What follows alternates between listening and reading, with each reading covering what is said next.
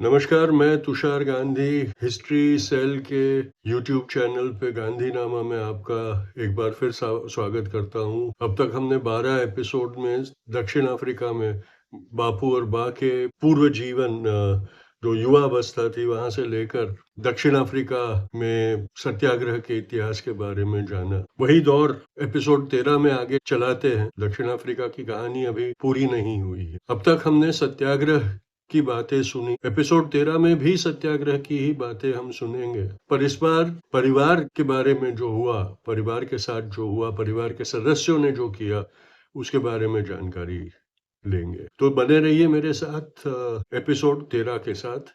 मैं हाजिर होता हूँ, पर उसके पहले आपसे एक निवेदन है कि हिस्ट्री सेल के यूट्यूब चैनल को जरूर सब्सक्राइब करिए और उनकी हौसला अफजाई करिए, ताकि इतिहास को आपके तक पहुंचाने की जो ये मुहिम उन्होंने ली है उसमें उनको ताकत मिले और वो ज्यादा कामयाब बने आप तक इतिहास के सत्य को पेश करने। तो देखते रहिए हिस्ट्री सेल के यूट्यूब चैनल पे गांधीनामा एपिसोड 13। 1908 दक्षिण अफ्रीका में सत्याग्रह चरम सीमा पर है। हर रोज नई नई प्रश्न उठते रहते हैं भारतीय मूल के लोगों के सामने, और हर रोज गांधी भाई के सामने एक समस्या आती है कि इसको निपटा कैसे जाए।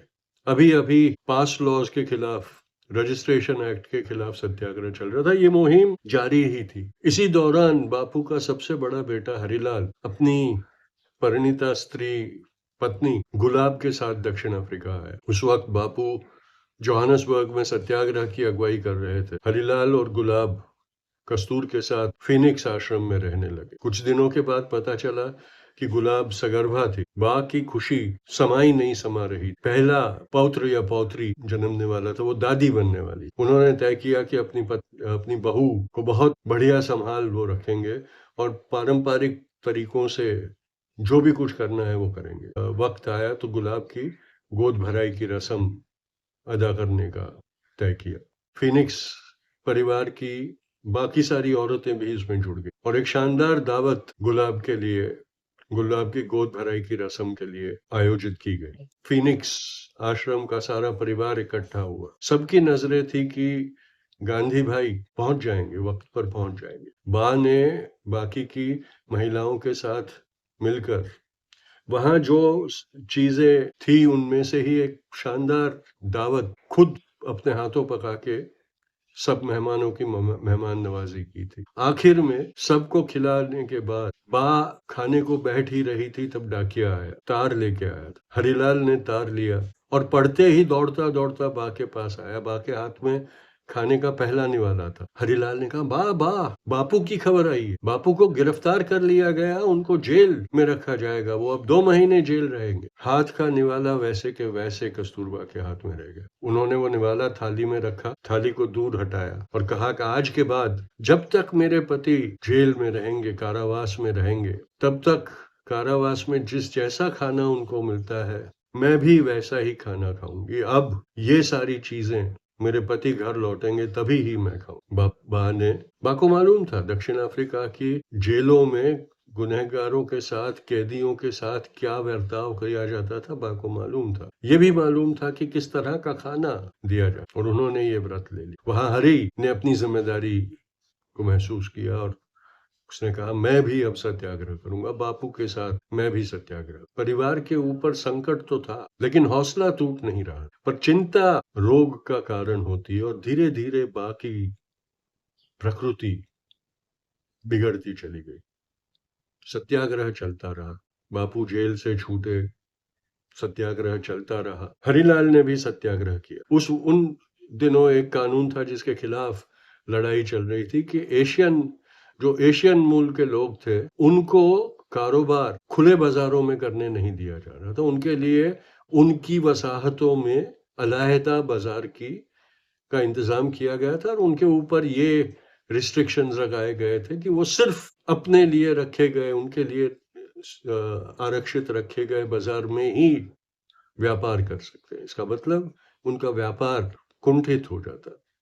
जो थोड़े बहुत एशियाई मूल के लोग थे, उन्हीं के साथ वो कारोबार कर सकते, धंधा कर सकते। इसके खिलाफ बहुत असंतोष था और बापू ने नारा दिया था कि ब्रिटिशरों के इस कानून के विरोध में एशिया के लोगों ने और हिंदुस्तान के लोगों ने जहां मर्जी चाहे ठेला लगा के व्यापार करना है और उसके कारण जो सजा भुगतनी पड़े, जो अत्याचार भुगतना पड़े, वो हंसते मुंह भुगतना है। हरिलाल ने भी ट्रांसवाल के शहर में जाकर अपना ठेला लगाया। 2-3 बार पुलिस ने आके ठेला उड़ेल दिया। हरिलाल ने वापस फल सवार के ठेले पर रख दिए और वो बेचना शुरू किया। 2 बार गिरफ्तारी हुई। एक बार चेतावनी दी गई कि अब बाज नहीं आओगे तो देख लेना। हरिलाल जेल से निकला बाहर और जेल के बाहर ही ठेला लेके खड़ा हो गया। बापू भी ये देख रहे थे, अपने बड़े बेटे के तेवर देख रहे थे और खुश हो रहे थे। उनका सीना खुशी से फूल रहा था अपने बेटे को देख। दूसरी बार जब हरिलाल को बाकी सारे सत्याग्रहियों के साथ पकड़ा गया तो बापू जेल से रिहा हो चुके थे, तो कोर्ट में पहुंचे। कोर्ट में उन्होंने अपनी वकालत की सनद दी और सत्याग्रहियों के डिफेंस में बचाव पक्ष के वकील के रूप में वो कोर्ट में पेश आए। सत्याग्रहियों में उनका बड़ा बेटा भी था। इस बार हरिलाल को 2 महीने की सख्त मजदूरी की सजा दी गई। अखबार को दिए गए अपने वक्तव्य में बापू ने यह कहा कि ये तो सत्याग्रही के लिए एक प्रशिक्षा है।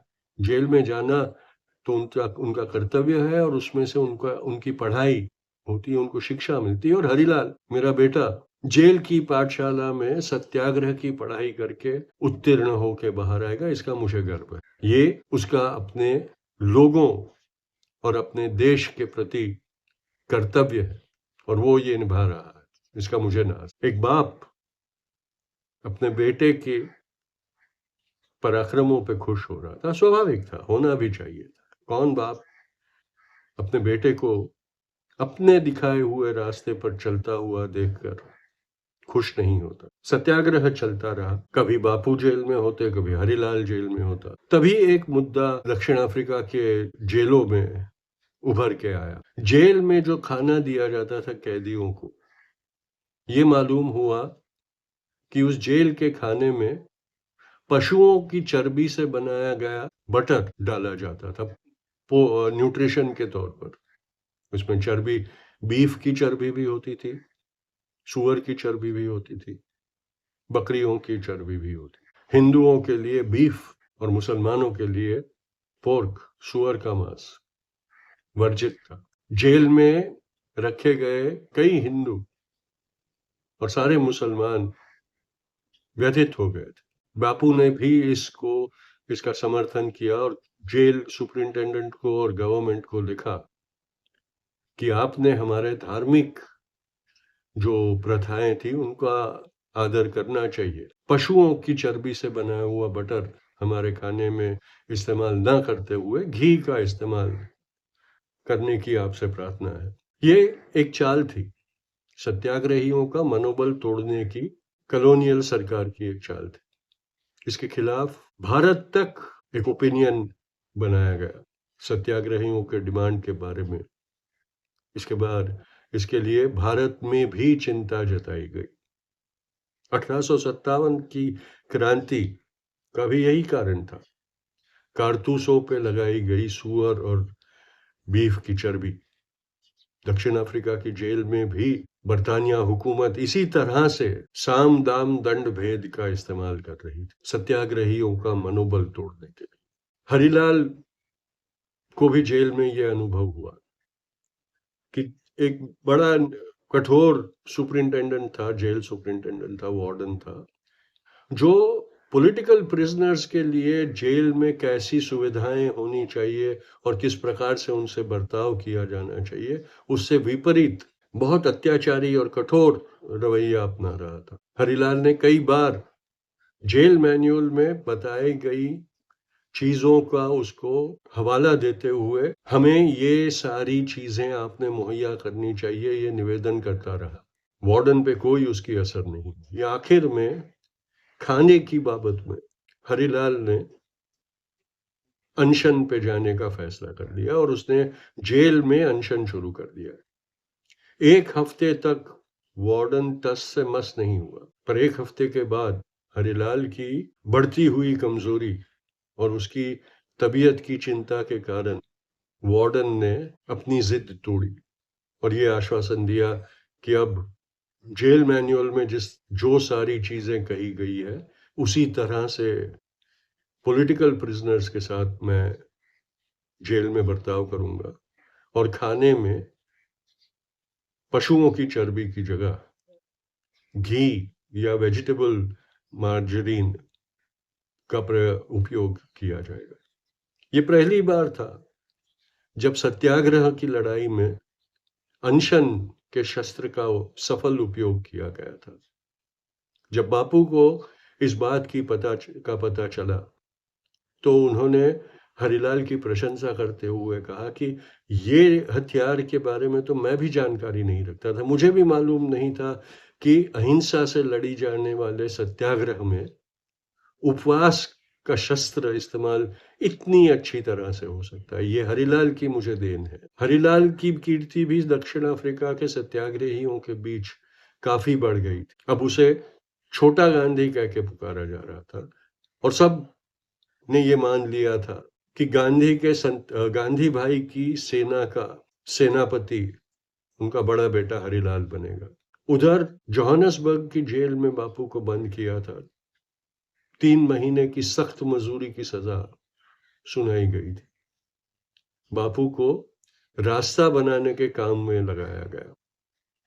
वहां कड़ी धूप में मेहनत करते हुए बापू ने यह कहा था कि मैं अपने आप को ट्रांसवाल का सबसे खुशनसीब इंसान मानता हूं कि मुझे इस तरह से शारीरिक परिश्रम करने का मौका दिया जा रहा। तभी एएच वेस्ट की एक बहुत चिंताजनक चिट्ठी बापू के पास आई। उसमें उन्हें बताया गया कि कस्तूरबा की तबीयत बहुत बिगड़ चुकी थी, खटिया पकड़ लिया था। डॉक्टरों ने भी चिंता प्रदर्शित की थी, शायद इस बार बा बचे नहीं। वेस्ट ने बापू को लिखा, आप सरकार को माफी पत्र भेजिए, उनसे माफी मांग लीजिए और अपनी पत्नी की शुश्रूषा के लिए उसके पास भेजने की विनती करिए। सत्याग्रह रोक दीजिए। इस वक्त आपकी पत्नी को आपकी जरूरत है। अगर आप नहीं आए तो शायद उसे कभी जिंदा नहीं देखेंगे। तो सरकार की माफी मांगकर क्षमा याचना करिए और जेल से रिहाई पाकर फौरन यहां आ जाइए। वेस्ट की चिट्ठी पाकर बापू व्यथित तो बहुत हो गए थे। इतने सालों की उनकी पत्नी, उनका साथ, जिसके ऊपर दुनिया में सबसे ज्यादा उनको भरोसा था, वो उनकी कस्तूर जीवन और मृत्यु के बीच झोले खा रही थी।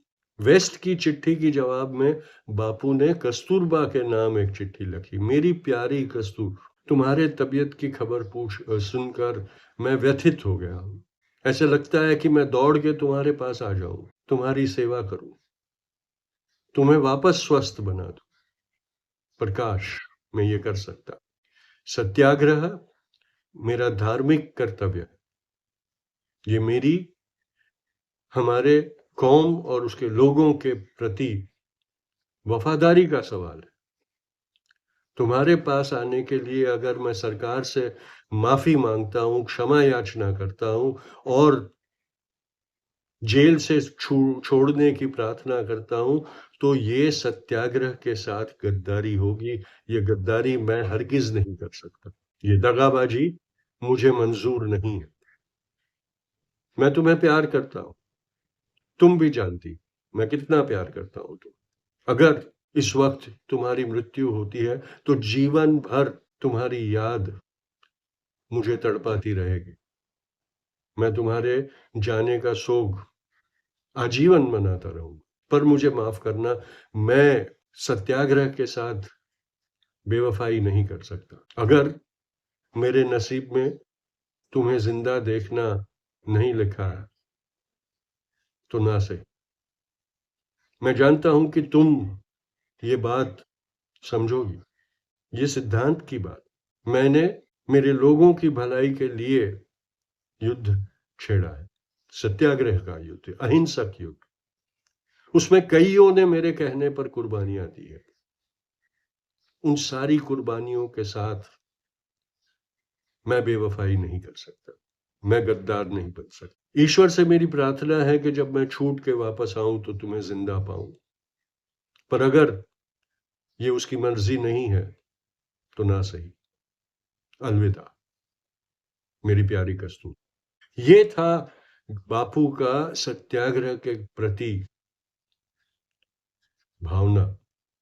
अपने परिवार को कभी उन्होंने की तरफ उन्होंने देखा नहीं, ना ही अपनी भावना, अपने प्यार, अपनी मोहब्बत, अपनी जीवन साथी कस्तूर के खिलाफ कोई पक्षपात नहीं था। कहीं किसी के पास रहम की भीख मांगने की वृत्ति नहीं थी। अगर कोई और मेरे कहने पर कुर्बानी दे रहा है तो उससे भी ज्यादा कुर्बानी देने का फर्ज मेरा बनता है, ये भावना थी। वहां हरिलाल सत्याग्रह में तो बहुत कार्यरत था, लेकिन उसके अंदर भी एक तूफान भड़क रहा था।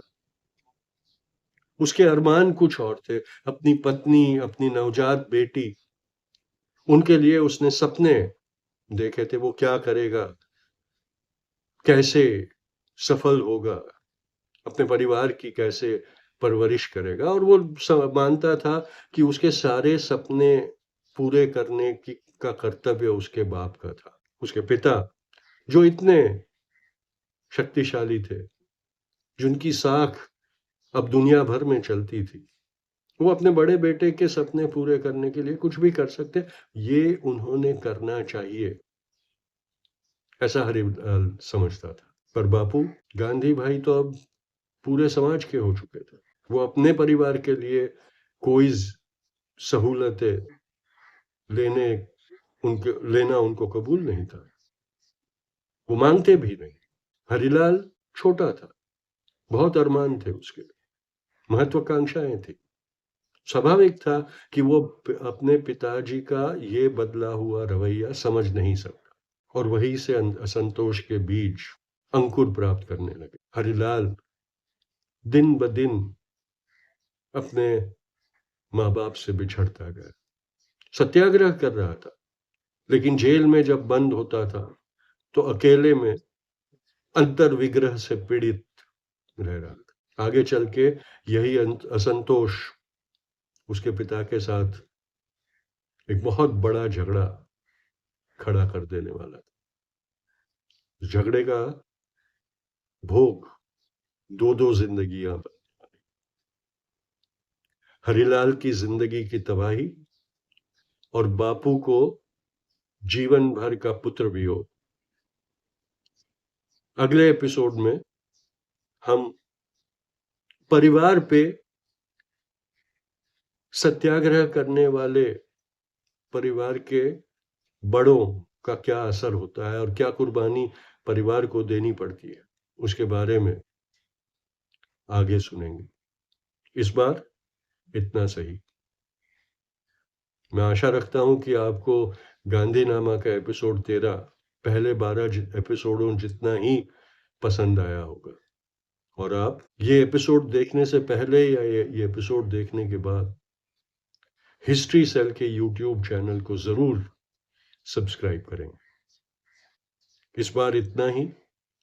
अगली बार मिलता हूं गांधीनामा का एपिसोड 14 लेकर। नमस्कार।